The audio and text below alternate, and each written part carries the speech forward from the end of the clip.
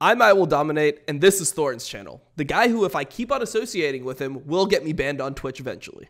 Rewind. When the crowd say Bo, selector. Rewind. When the crowd say Bo, selector. Rewind. When the crowd say Bo, selector. Rewind. When the crowd say Bo, Bo, Bo. Now let me just rewind a second, or rewind, and suggest you, selector, some Gamer Supps as your primary caffeine source. It comes in all kinds of delicious flavours that aren't all chemically. My favourite is Guacamole Gamer Fart 9000. Don't worry, it's just strawberry and lime. But I also enjoy Emotional Damage, which is some sort of peach. Blue Raz is pretty good, which is self-explanatory, blue raspberry. There's plenty of others that are great. So yeah, you know what? It has a nice long peak. It has a smooth drop off, not a harsh crash. So boom! Get 10% with the code Thorin, Thorin, at gamersupps.gg. Bo joining Vitality, the jungler of Vitality now, might be the biggest move in the history of Western League of Legends. I don't think this has been stressed enough. I think that this move, and him in particular, he has the potential to take his team, assuming the team ends up being good, to heights nobody has ever seen from the West, including, in my opinion, potentially winning Worlds. I think it's now as a dark horse back on the table. And that is something I thought would never be possible after Moscow 5 all the years ago, Fnatic in Season 8, where it just looked like maybe they had a matchup because IG was a team that hadn't won a lot. G2 in Season 9 seemed like they should win, but they didn't. They failed to, obviously. Moscow 5 won, they had the classic thing where they didn't ban in Italy. Fnatic and G2 got actually smashed in the final by the LPL teams and some stud players. Well, it was mainly the Koreans in the IG case. It was actually more for the Chinese players I thought were cracked out in the FPX one. But as a result, after those incidents, you thought, well, that's it, isn't it? Like, even the dark horse, it's never really going to happen, is it? And with good reason. So here's the thing. People did get excited about Bo last year. That's when all the hype was, when him and Haru were known to be in Vitality and they'd gotten rid of Selfmade. And then the story was like, wow, maybe they bring in Bo because everyone was seeing he was like smurfing in solo queue. People like big streamers like Kadril were showing his games and showing how insane and aggressive he was and how he would just murk the whole game like 5 to 8 minutes in like some old school Trick 2G level shit, except he was doing it against like some of the best players in Europe on EU West solo queue where he was smurfing. But obviously last year they ended up using Haru instead, which sort of was fixing Vitality, but then they failed that last week and they didn't get to go to playoffs and didn't get to go to Worlds. So he came in this year and I actually feel like a little bit of the hype had cooled off. Understandably though, because I was one of the people at the end of last year saying like, let's just cool down on this. And the reason why was we just saw what he'd done in the LPL, which I watched, and what he did on solo queue. We didn't know yet how he would fit into a team in LEC in Europe, a totally different region. Quite frankly, he needed to prove he could not only play within this meta. Remember, there are amazing European players who are much better than some LCS players. Go to LCS and aren't that good in LCS. Different style of play, different culture, different team communication style, different emphasis on how you play the game.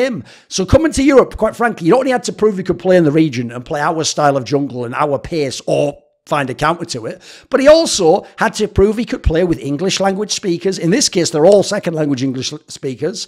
And he ended up with a Korean top lane. It wasn't even Alfari. He was a native English speaker. He ended up with a Korean top lane who's then going to speak to him in English, which is some LPL shit, when a Chinese guy and a Korean guy speak in English as their like semi-broken second language to each other. So he has proved that now. And so as a result, we can go back to that status everyone was at last year. You can get as hyped as you want. I think the hopium on this guy goes through the roof. And let's get into why. Because the background to this player is incredible if you don't know the story. He is only 21 years old now, this month. In 2020, so think how many years back that was. At the beginning of 2020, he'd obviously be, 17 years old. This was a guy who was playing in E-Star Young, which was the LDL team of E-Star. And in the summer split of 2020 in the LDL, his team was 4th in the regular season. They won 18 best of threes. They won 41 games and lost 20 games. He was the only player on his team who played in every single match or didn't have a sub who was potentially being subbed in and out. That's how much seemingly the coaching staff believed in this guy. And then in the playoffs, they actually were underwhelming. They just got 3-0 by the LGD team and then kicked out in 5th to 8th. But he was already considered a top jungle talent already. Hence why he went from this team, E-Star, to FPX the next year. And if you look at his champion pool, he was playing stuff that show you how cracked he is. He was playing Lords of Graves games, and he was playing Kindred, and he was chucking in the Nidalee and Rek'Sai and Echo. This is a rookie, guys. This is a beginner player, a young player at that. So then in 2021, he comes and he only goes and joins FPX in spring, right? No biggie there. They're only the team that in 2019 were the world champions and had a load of the world championship players still in the lineup, except they've upgraded from Gimgoon to Nagori. And Doinby's even better. This is a hell of a team to join. So he comes in for his first LPL split, and they were a team that he didn't play in the first 3 best-of-3 series. Tian, unsurprisingly, by the way, MVP of the Worlds they won, played in those series. After that, though, they brought in Bo, because I think probably because of injuries, because remember, they kept saying Tian had wrist injuries or something, and he was a very streaky player, quite frankly, if you didn't see him play domestically. I mean, let's face it, internationally he was streaky, right? He had one amazing Worlds and a couple of crap ones, right? So when he came into play, though, after the 3 best-of-3s, he played 5 straight best-of-3s. They won every single game. They 2-0'd all 5 best-of-3s, didn't even drop 1 game. And who were they playing against? They were playing against Suning, who admittedly is a slightly different Suning than the lineup from the previous year. They played against E-Star, the main team of his old squad. Invictus Gaming, who still had Rookie at this point in time. LNG, who had Tarzan. They didn't have Scout yet. Top Esports, who obviously was a stud team with this is 2021, so this is with 369 and Knight. This was just a monster. Jackie Love, this is a monster lineup, if you remember. They not only didn't drop a game, here's his stat line from this run in the LPL. 62 kills in 10 games, by the way. 62 kills, 24 deaths, and 62 assists, which, when I used the little calculator online, comes to a KDA of 5.167 as a rookie in the LPL, in my opinion, the most talent-dense and theoretically hardest region to win in League of Legends in the world. And what was he playing this time? Wasn't all the same ones. He was playing Taliyah and Olaf and Lilia and Pantheon. And yeah, he got the odd Nidalee game in, but you can see those are totally different champions. He was playing in LDL the year prior. Yes, in admittedly slightly different meta, but it shows this guy's just cracked. Wherever he goes, he dominates, boys. Now, Tian came back briefly after that, but then in came Beichuan, whatever they call him, to play instead, because I think Tian had the issues or whatever. But then Tian returned at the very end of the split and then played in the playoffs. Now, we'll get to why Tian returned a little bit later. But then what happened when Bo, for whatever reason, didn't play in the LPL anymore, and then a couple of years later came over to Vitality. So he joined technically in 2022, people have to remember. It's just that, as I say, him and Haru were on the bench, and then Haru became the starter. And then this year, they actually said in the offseason, they built the whole offseason around Bo, and he's the only one. They said everyone else could talk to other people, including Perks. They wanted to build it around Bo because they thought he was so cracked. Apparently, they were even trying to get him in the playoffs in the summer split of last year. They just, for whatever reason, couldn't get it done. So they built the whole squad around him. And apparently, by the way, even G2 inquired about this guy when they were asking around for El Yoya. They ended up with Yike. They asked about this guy, apparently. So it sounds like he was cracked in solo queue. He's cracked in whatever scrims or whatever setting people were seeing him in. And there was a lot of hype on this guy. And I can tell you, when he had that LPL run, he did look fucking amazing. And even his interactions with other players, now they would combo ults and stuff. Oh, he looked really, really good, and he had some monster games. I'll get to it later, but he had a game where he set the record for kills as a jungler as a rookie and playing against good teams we're talking about here. So then he came to play in Europe. Came to this Vitality squad, remember, in the winter season. Now, winter season is tricky because season actually just means the round robin phase at the beginning of the split. I know they've messed up the terminology there, but you get me. So in this one, he obviously didn't have Upset yet. He had the Neon Kaiser bot lane, which obviously later had a lot of problems and was quite frankly doing nothing in this portion in the round robin. In the round robin, though, the team won the actual round robin. They were top. Technically, Mad Lions had as many wins, but they were actually the number 1 team. They won 7 games out of 9, and he looked really, really good. He was, for my money, the best jungler. You could have said he was the MVP. The issue is he plays with Forton, who I think has been absolutely stellar and almost never put a foot wrong at this point in time. Then they got to the groups. Now, in the groups, they're a top 2 seed. They're supposed to make it through, definitely. They didn't, which was the massive blow. But quite frankly, there are other reasons for that. So in the groups, they went 2-1 against Heretics, actually way closer series than you'd expect. They got 2-0'd by Koi, who was a surprise to even be in the group stage winners match, supposed to be SK. And then in the lower, they did play SK and they decided to see who got to the playoffs, and SK 2-0'd them, just straight up smacked them.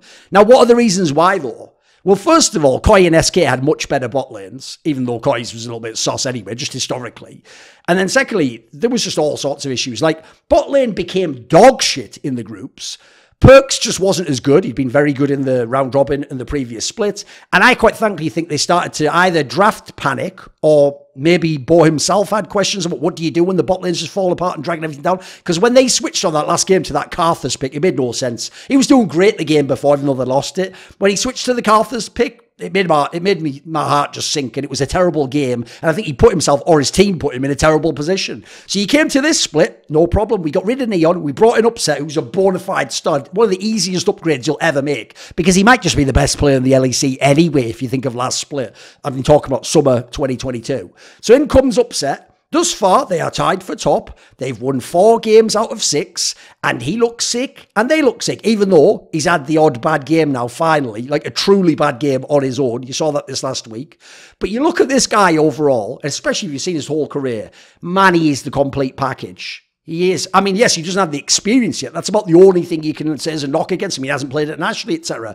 But, mate, when you've already played in, like, 2 different major regions that are totally different, that somewhat equates to a kind of international experience for me. It means you're not only going to be able to make it in your region. And then you look at his talent stack. Mechanics, he is ridiculous. This will be the first place you come when you brag about this guy. If you want to talk about someone who has the cleanest, slickest, fastest, most impressive mechanical ability, as a jungler, this guy's potential is absolutely through the roof. And what he shows with the eye test is bonkers. This guy seems like a mechanical prodigy. And you very rarely get them at positions like jungle and support. That's why, in my opinion, Bo in this case, and someone like Keria in support in Korea, that's why they do just stand out as players. The things they can do are just unthinkable.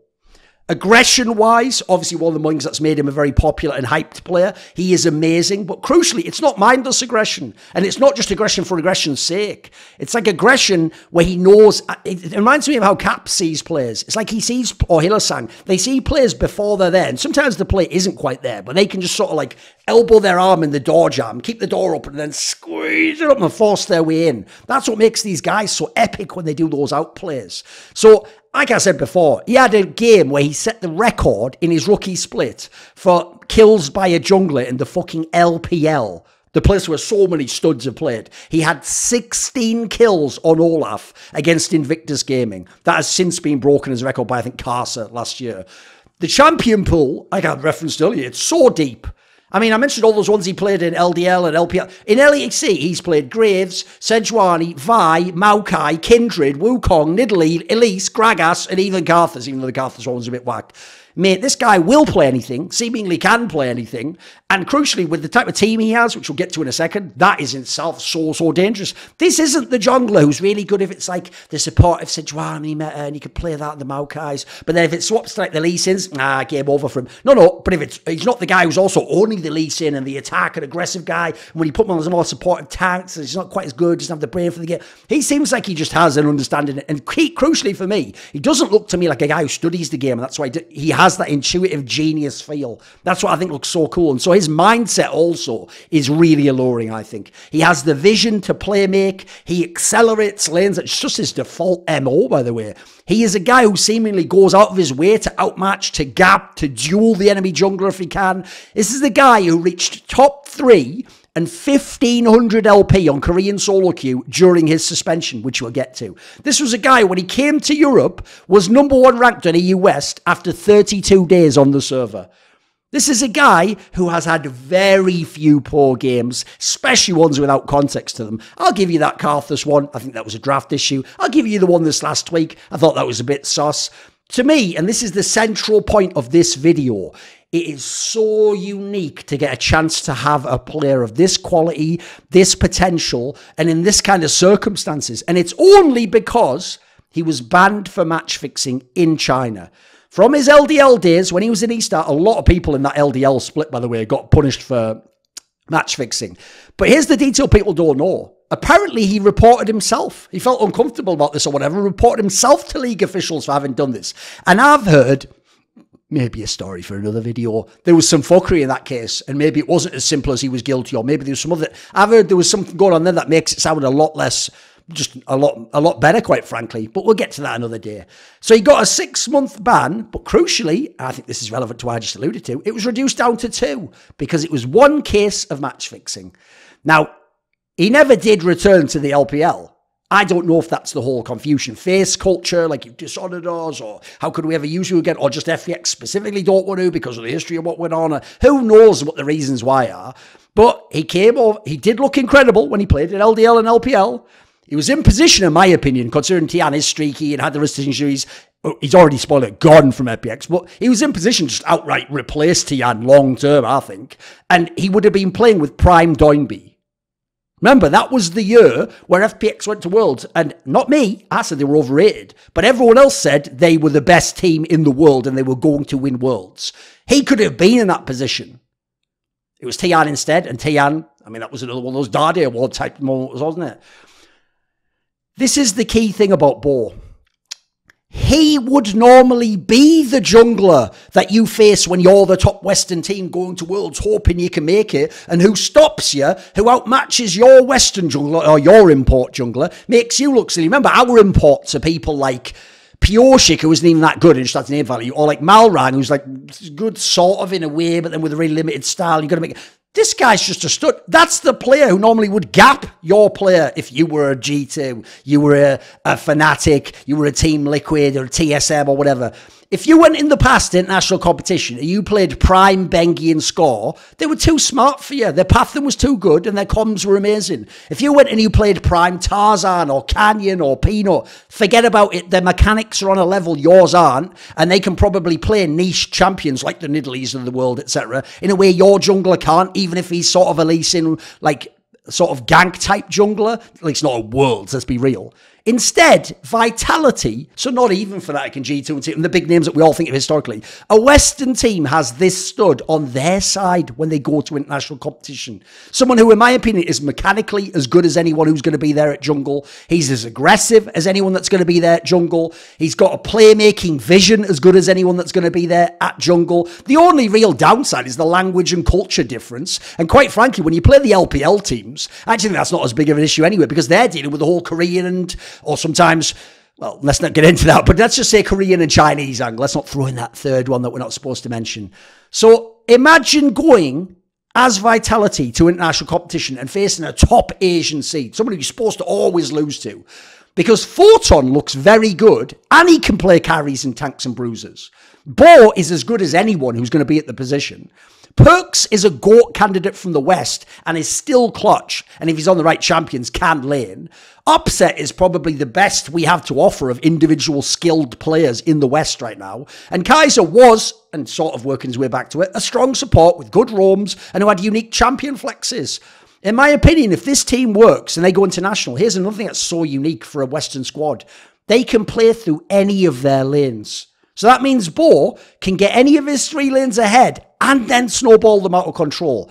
This could be a whole new era of League of Legends if you're watching, especially, by the way, because on the other side, look, even though some of the players I think are weaker for international matchup out of G2, their snowball style's pretty cool as well. This could be awesome if we have these teams that can do stuff earlier in the game. It doesn't have to be about praying that you get to a late game like old Team Liquid or something. Apparently, as I said, G2 had even inquired about. So there's, whoa, maybe he could have been on G2 this year instead of Yike.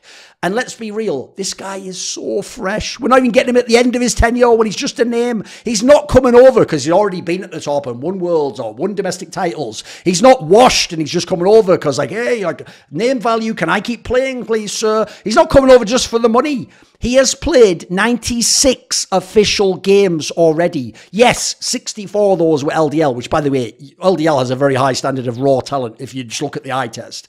10 LPL games, 22 LEC games. Oh, by the way, as a quick aside, here's one that might tilt you if you're an LCS fan. I've heard he was one of the players in the mix who could have been on that TSM lineup that Peter Zhang maybe fucked up with all those weird selections that seemed like maybe it's because he was getting some money from it somehow and that's why they end up there. And they didn't pick Bo for that one.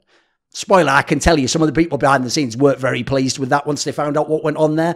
I think this guy has the potential to be the best import ever, the most unique import ever, and crucially, like the title of the video, he can break the regions. Because all of a sudden, it's not that, oh, EU team, maybe it's the absolute best, like they could be like coin flip 50-50. Or maybe they could be a dark horse against the right opponent. Like maybe if like Rogue had played against like, I don't know, RNG, they maybe have the right... No, you don't have to do any of that. You can just take this guy, and if the team's good, Vitality, and they get to the international competition, you can just say, let's just see.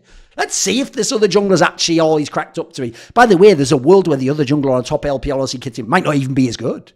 Might not even be as skilled. Might not even have the same champion pool or mentality as Bo. I think this guy has the potential, a really exciting potential, to break the whole region's of League of Legends if he does what he looks like he can do. The Beatles said they get by with a little help from their friends, but I get by with a little help from my Patreon community. And this video was kindly supported by Matt Pugnaccio Racula, Ahmed Haju, Bot Pounder 420, Toucan, Animosity, Tobias Bernasconi, Jensen Gore, Tosh, and a special thanks always goes out to my main man, Jerky's Minion. Would you like to ask me a question in my monthly video AMA? Do you want teasers to find out who are the upcoming guests? Maybe you want to take part in one of those lengthy but intense esports discussions I have with my donators, or maybe you want to suggest a guest or a topic that I could cover. Well, if any of those tickle your fancy, put your money where your mouth is and join the Skrilluminati today, where in the description box below there is a Patreon link.